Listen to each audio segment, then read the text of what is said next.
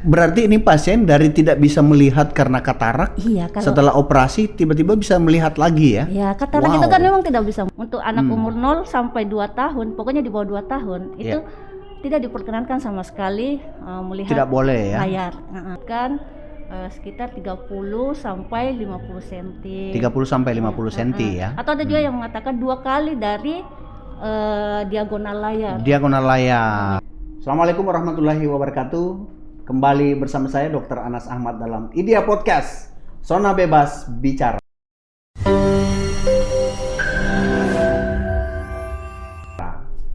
Alhamdulillah pada kesempatan hari ini kita kembali bersama dengan seorang narasumber yang luar biasa, Dr. Fitriani Sahabuddin, spesialis mata, Magister Kesehatan. Assalamualaikum Dr. Fitri. Waalaikumsalam. Apa kabar hari ini? Alhamdulillah. Ya. Semoga sehat-sehat dok ya. Ya. Amin. Dr. Fitri, ini pertanyaan pertama ini ya. Apa sih sebenarnya yang bikin Dr. Fitri tertarik hingga harus memilih menjadi dokter mata gitu? Kenapa saya memilih dokter mata? Iya, benar. Ya karena suka dok. Sukanya itu kenapa ya? Mungkin ada cerita-cerita yang bisa mengawali harus kan, memilih mata ya.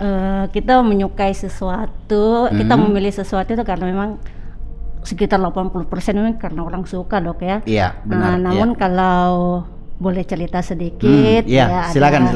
Ada cerita di baliknya. Iya. Jadi waktu itu saya masih bertugas di puskesmas. Puskesmas Baloci tepatnya. Baloci ya, yang di gunung itu ya.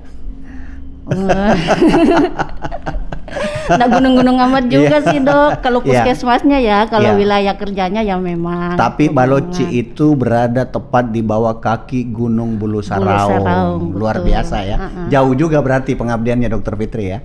Atau memang lahir di sana? Nggak dok. Suami saya dok. Oh gitu.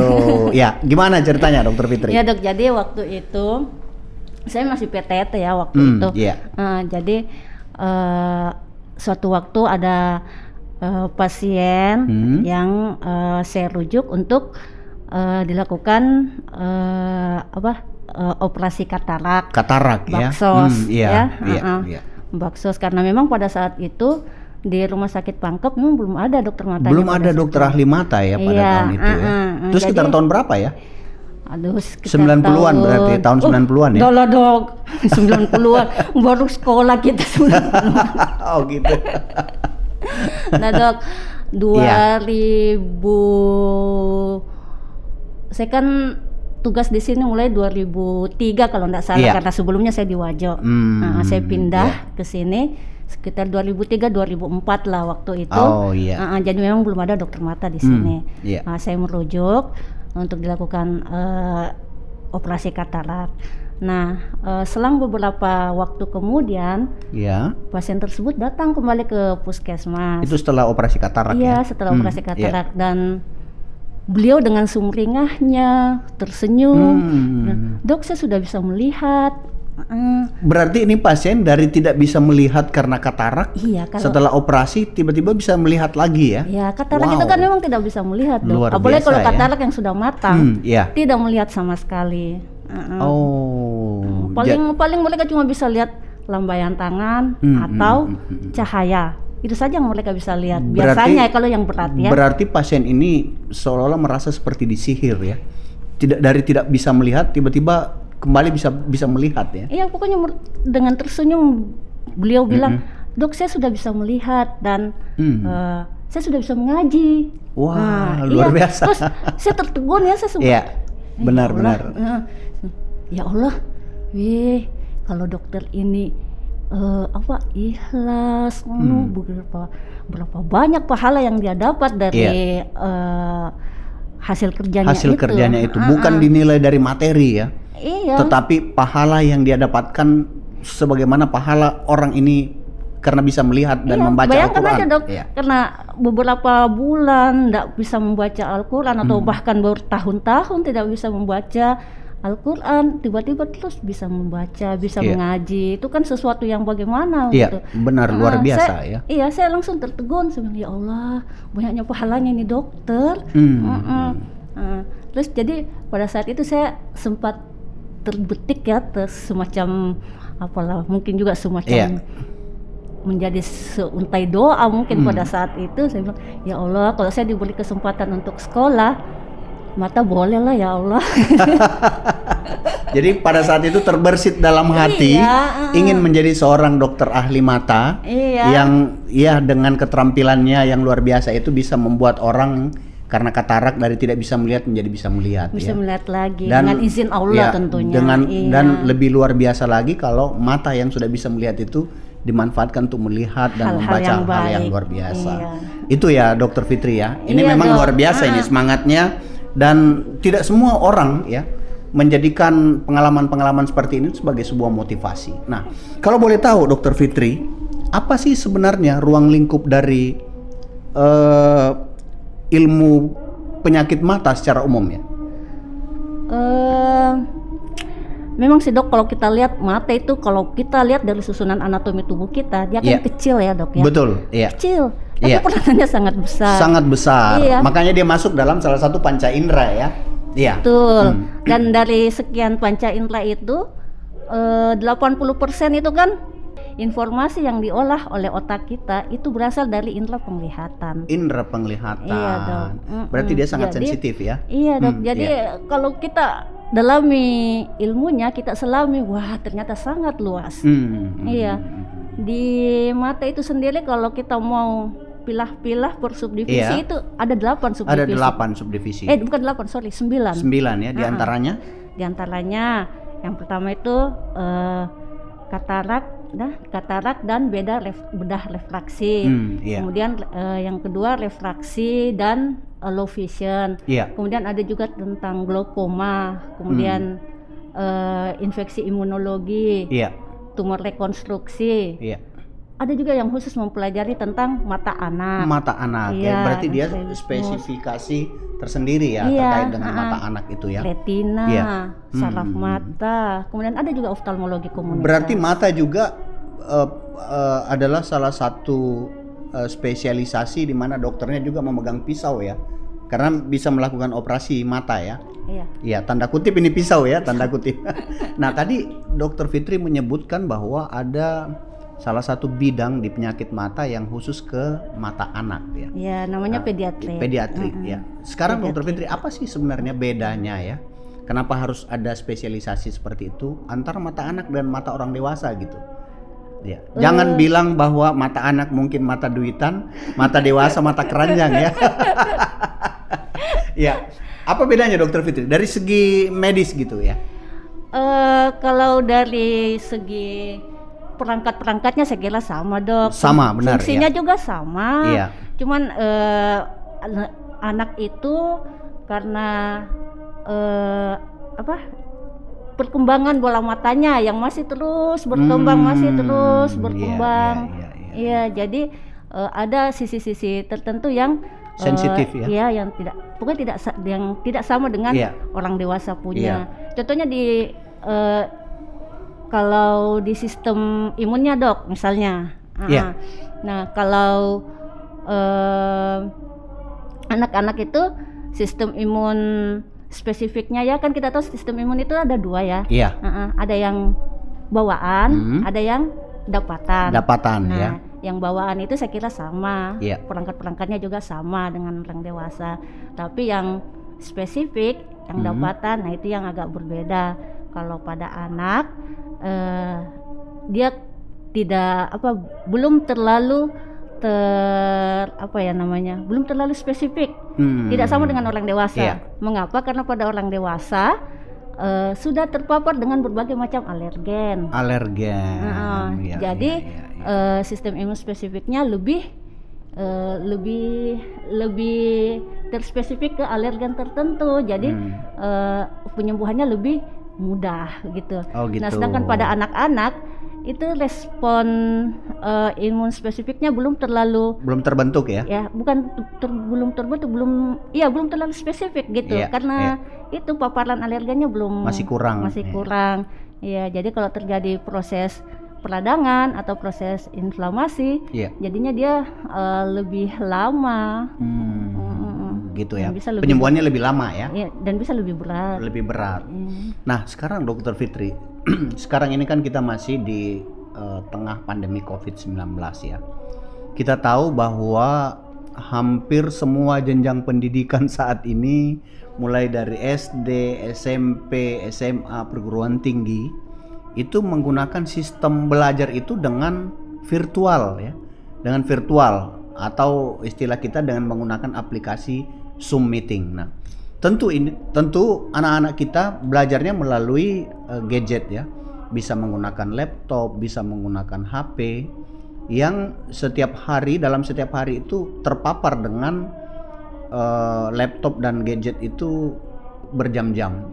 Dari tinjauan ahli mata, Dokter Fitri ya, ada enggak efek seperti ini ya dari paparan radiasi laptop, paparan radiasi handphone saat mereka itu mengikuti perkuliahan lewat virtual meeting gitu? Berbicara masalah itu ya dok, ya. Saya kira bukan cuma di era pandemi, ya. Sebelum pandemi pun pemakaian ya. smartphone. Ya, tapi kan meningkatnya di era pandemi COVID ya. Dia di era pandemi COVID terjadi peningkatan pemakaian seperti itu tadi. Seperti itu ya. Gimana tinjauan dokter ahli mata? Ya. Iya, pasti ada dampaknya dok. Iya. Iya, ke mata. Kalau kita berbicara dampak ke matanya, dia lebih bersifat ke arah karena screen time yang berlebihan. Screen time. Seperti apa itu screen time? Screen time waktu yang digunakan untuk menatap layar. Iya, sebenarnya di situ salah satu kuncinya dok.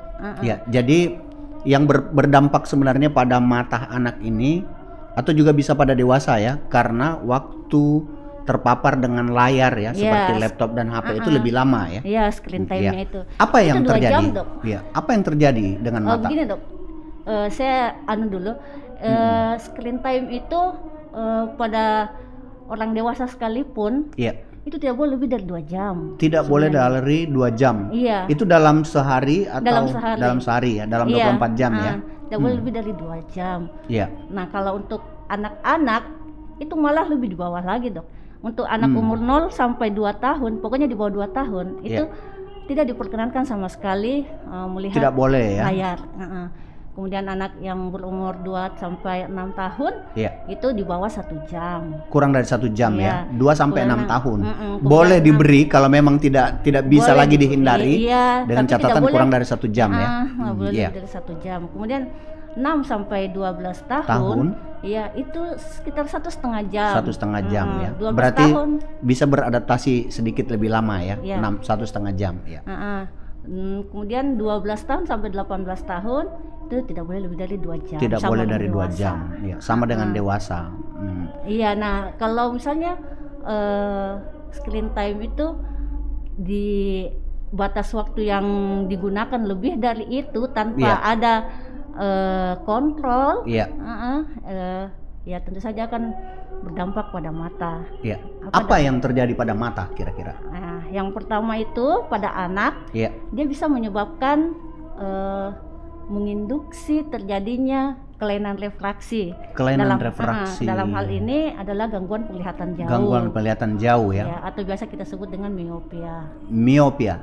Iya. Jadi kalau anak yang terkena screen time-nya lebih dari umurnya yang berlebihan, itu bisa terjadi gangguan penglihatan terutama penglihatan jauh ya. Dia ditengarai dok ya, bisa menginduksi salah satu faktor menginduksi terjadinya kelainan refraksi yaitu miopia.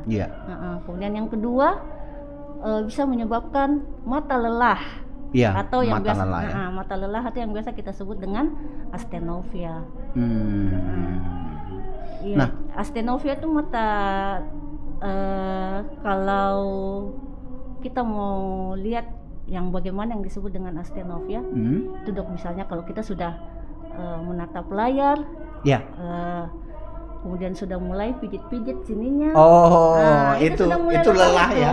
Kelelahan pada mata yang disebut dengan astenofia. Ya, kalau sudah mulai Ya. lelah itu Atau berkedip-kedip dalam jangka waktu frekuensi yang cukup lama, itu juga masuk salah satu ya. bisa jadi, Dok. Biasanya kan ya subjektif kan sifatnya. Kalau ya. yang kalau gejala, nah, itu salah satunya. Ya. Kemudian kalau sudah mulai berair matanya, nah, itu salah satu juga gejalanya. Atau sudah mulai blur penglihatannya, mulai kabur, mulai buram, atau penglihatannya sudah ganda misalnya, dilihat. Itu salah satu tanda dari astenofia. Kemudian dampaknya lagi yang ketiga itu bisa menyebabkan mata kering. Mata kering ya. Iya. Ya, ini lebih mudah iritasi berarti ya. Iya, mata kering itu biasanya ditandai dengan sering merah Sering matanya. merah, iya. Sering merah atau sensasi seperti ada sensasi benda asing di dalam mata. Iya. Itu. Nah, dampak yang paling berbahaya atau berisiko dengan screen time yang lebih dari yang disebutkan tadi lebih dari 2 jam itu apa sih sebenarnya? Maksudnya apa, Dok? Tadi kan disebutkan ada beberapa ya, misalnya salah satunya kebutaan, ya gangguan penglihatan jauh ya, kemudian mata lelah ya. Ada enggak dampak yang lebih berbahaya dari itu? Kalau selama ini sih itu, Dok, ya. Itu yang paling ya. Jadi tapi meskipun itu semua memberikan ketidaknyamanan. Ketidaknyamanan ya. Berarti yang paling beresiko itu adalah gangguan penglihatan ya. Semuanya sih, Dok. Semuanya kalau ya. Kita tidak bisa semua beresiko ya. Iya, semua. Oh, gitu. Semua beresiko. Jadi kata kuncinya, semakin mudah seseorang terpapar dengan screen time yang lama, maka akan semakin beresiko mengalami gangguan-gangguan seperti yang disebutkan tadi ya. Iya, betul. Kalau tidak kontrol. Iya, jadi seperti saya kembali tadi, Dok. Misalnya seperti yang mata kering ya. Kita mesti tahu kenapa bisa kering matanya. Itu karena kalau terlalu lama kita menatap layar, ya, itu terjadi penguapan dari air mata kita. Air mata kita itu kan fungsinya untuk melembabkan bola mata kita. Jadi kalau digunakan dalam waktu yang lama, terus kita menatap layar dengan jarak yang dekat, nah itu menyebabkan terjadinya penguapan dari air mata kita. Kenapa? Karena frekuensi berkedip kita berkurang. Dalam keadaan normal frekuensi berkedip itu 15 sampai 20 kali. Nah, kalau kita melihat per menit ya? Iya, per menit. Nah, kalau kita melihat kita fokus melihat dekat seperti ini, itu frekuensi berkedip akan berkurang. Dan sekitar berkurang 60%. Jadi mungkin tinggal 3 sampai 4 kali. Nah, dalam keadaan seperti itu otomatis ini air mata ini menguap. Iya. Nah, kalau begitu Dokter Fitri, jarak baca yang ideal itu sebenarnya berapa? Atau jarak antara mata dengan layar pada saat kita melakukan virtual zoom atau melihat gadget itu sebenarnya berapa senti dari mata sebenarnya? Ya, di beberapa literatur itu disebutkan sekitar 30 sampai 50 cm. 30 sampai 50 cm ya. Atau ada juga yang mengatakan 2 kali dari diagonal layar. Jadi misalnya kalau ini 15 cm ya 2 kali sekitar 30 cm. 30 cm ya. Oh, gitu. Nah, Dokter Fitri, ini kan kebanyakan kita lihat ya, banyak orang tua yang kalau membaca harus pakai kacamata. Seperti saya mungkin ya. Itu apa sih sebenarnya yang terjadi ya seperti itu? Kenapa harus ada orang yang membaca itu harus pakai kacamata, tapi ada juga yang tidak perlu pakai kacamata gitu? Apa sih sebenarnya yang terjadi? Untuk pemakaian kacamata baca, saya kira itu bukan sesuatu yang harus dicemaskan. Ya, oh gitu ya. Iya. Itu berarti itu fisiologis ya. Normal ya berarti ya. Normal terjadi di setiap orang, setiap manusia. Oh gitu. Iya, itu biasanya dimulai pada usia 40 tahun. 40 tahun. Iya. Jadi kalau umur 40 tahun baca harus pakai kacamata itu masih fisiologis. Iya. Iya. Oh gitu. Nah, kenapa sampai Dokter Fitri mengatakan itu masih fisiologis? Ya karena di usia 40 tahun itu kekuatan lensa kita ya, kekuatan lensa mata manusia itu mulai berkurang. Oh. Iya. Jadi kelenturannya mungkin ya, kelenturannya mungkin ya. Iya. Karena kan kalau untuk melihat dekat itu diperlukan daya akomodasi. Oh iya. Iya. Ada enggak hubungan antara umur seseorang dengan ukuran kacamata? Ada. Oh ada ya? Iya, itu gimana hitungannya? Rahasia. Oh, rahasia dokter mata. Itu rahasia dokter mata ya. Jangan sampai diketahui oleh dokter bedah ya. Wah, luar biasa. Nah, ya, Dok, jadi kalau umur seperti saya 45-an gitu, kemudian menggunakan kacamata ukuran 1,75, normal enggak? Kalau kita berhitung usia ya. Iya. Kalau usia 45 itu 1,5 Dok. 1,5 ya? Iya. Nah kalau misalnya dokter misalnya cocoknya dengan 175 yaitu ada juga sih person per personnya Dok. Oh gitu. Jadi apa namanya itu individualistis sifatnya ya? Iya, kalau merasa nyaman dengan ukuran segitu ya kenapa tidak? Kenapa tidak ya? Iya. Nah, meskipun ada rumus-rumus yang ada orang yang seusia saya tapi membaca tidak perlu pakai kacamata. Itu apa yang dia miliki sampai tidak perlu pakai kacamata gitu? Apa yang dia miliki? Maksudnya kenapa dia tidak pakai kacamata tapi padahal umurnya sama dengan saya, tapi kenapa saya harus pakai kacamata? Ada enggak kebiasaan-kebiasaan atau makanan-makanan atau obat-obat yang membuat dia tidak perlu pakai kacamata gitu? Tidak Dok, bisa jadi dia ada minus. Ada gangguan penglihatan jauh. Sebenarnya. Ya, sampai pada saat membaca dia masih bisa beradaptasi. Tapi sebenarnya dia ada kelainan refraksinya untuk melihat jauh. Semua sebenarnya secara fisiologis umur seperti itu memang tetap ada kelainan. Iya, kalau kan orang minus itu Dok, yang memiliki kelainan jarak penglihatan jauhnya ada masalah, itu dia punya kekuatan matanya itu besar. Iya, jadi pada saat usia yang seharusnya orang dia punya kekuatan akomodasinya itu sudah menurun, nah dia masih bisa untuk melihat dekatnya. Berarti dia memiliki salah satu kelebihan tertentu di situ ya. Bukan dari kelebihan Dok, maksudnya memang sudah seperti itulah. Gitu. Punya ceritanya. Kalau orang minus itu dia punya kekuatan matanya itu lebih kuat. Iya, makanya harus dikurangi dengan menggunakan lensa minus. Iya. Gitu. Nah, pada saat dia melihat dekat di usia yang seharusnya dia sudah pakai kacamata, kalau orang yang tidak ada minusnya, nah dia masih bisa beradaptasi karena dia punya kekuatan itu. Tapi suatu saat nanti pasti dia akan pakai. Pasti dia akan pakai ya. Iya, biasanya. Hanya tertunda berarti ya, Dokter Fitri ya. Nah, Dokter Fitri, ini pertanyaan terakhir ini. Apa yang Dokter Fitri ingin sampaikan sebagai pesan-pesan kepada orang tua yang ada di rumah agar dapat menjaga anak ya, sehingga tidak mengalami gangguan pada mata sebagai salah satu panca indera gitu. Misalnya jangan membaca berbaring atau kurangi ya, pesan-pesan seperti apa agar anak-anak kita ini terhindar dari gangguan penglihatan gitu atau kebutaan. Karena jujur saja saya mengatakan bahwa anak-anak ini kan adalah generasi masa depan bangsa.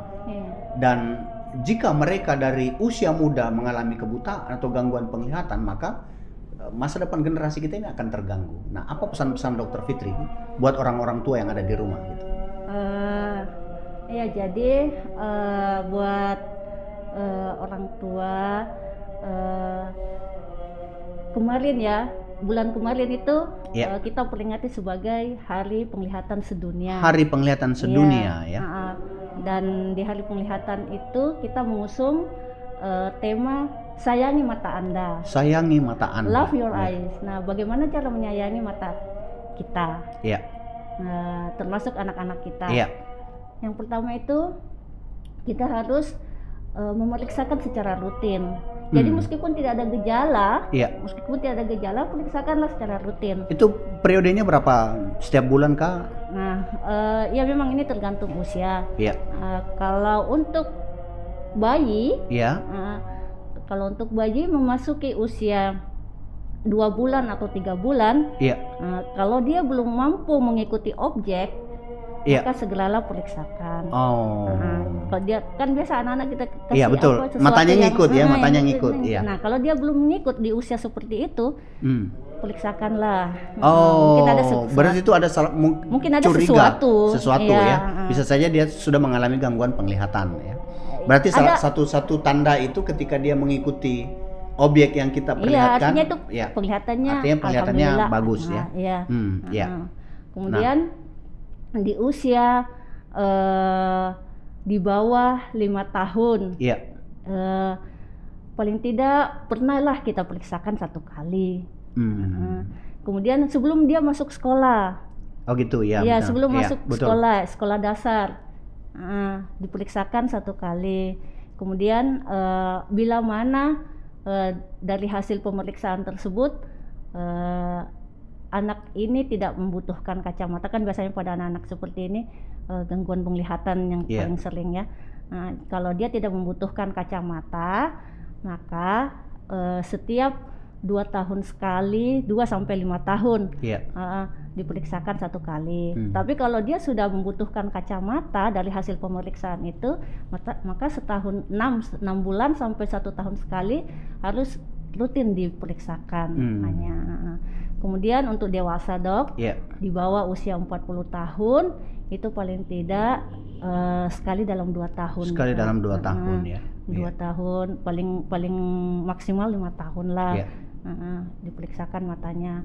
Kemudian yang usia di atas 40 tahun disarankan 1 kali dalam setahun. 1 kali dalam setahun. Iya, 1 kali dalam setahun. Nah, kalau yang sudah memiliki penyakit seperti diabetes, hipertensi, atau kolesterol, nah itu paling tidak sekali setahun juga dok. Sekali setahun ya. Dan lebih sering, apalagi kalau sudah ada gejala yang mengarah ke gangguan di mata. Di mata ya. Dokter Fitri, ada enggak tips? Kemudian saya sambung sedikit silakan. dok.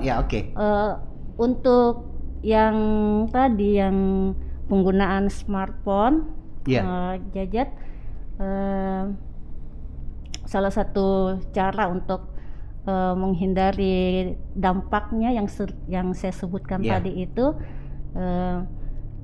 terapkanlah yang namanya rule 20-20. Rule 20-20 ya? 20-20-20. Rule 20. Rule 20. Apa maknanya Dokter Fitri? Setiap 20 menit menatap layar, istirahatkan mata kita selama 20 detik. 20 detik. Dengan melihat jauh yang berjarak 20 feet atau 6 meter. 6 meter. Jadi itu rule-nya ya? 20-20-20. Setiap 20 menit gunakanlah 20 menit istirahat selama 20 detik. Dengan memandang sesuatu yang jauh, memandang keluar lah. Yang berjarak terutama 6 meter, terutama yang indah-indah ya.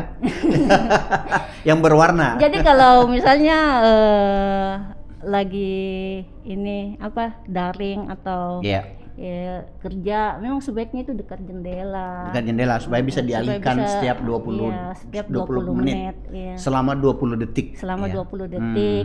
Benda yang berjarak 20 feet atau 6 meter. Kemudian yang kedua, setiap kalau misalnya ya karena pekerjaan kita harus screen time kita itu lebih dari 2 jam karena pekerjaan, jadi setiap 1 jam paling tidak istirahatlah selama 10 menit. Tinggalkan dulu menit, baru kembali lagi. Gitu. Nah, Dokter Fitri, ada enggak tips yang bisa disampaikan kepada kita semua tentang makanan atau obat yang paling penting untuk menjaga kesehatan mata gitu? Apakah seperti wortel kah, tomat kah, atau apa yang alami ya gitu? Jadi Saya kira sama dok semua. Sama semua iya, ya? Iya sama. Kita butuh yang namanya vitamin dan mineral. Vitamin dan mineral ya. Dan yang kita dapatkan secara alami itu lebih bagus. Lebih bagus ya. Sebenarnya dibanding yang dari makanan ya. Suplemen. Iya. Jadi yang kita dapat dari bahan makanan. Iya, bahan makanan. Iya. Sayuran hijau. Daun-daun ya. Iya, sayuran hijau, buah yang berwarna kuning ya. Iya. Berarti seperti pisang ya. Apel, wortel ya.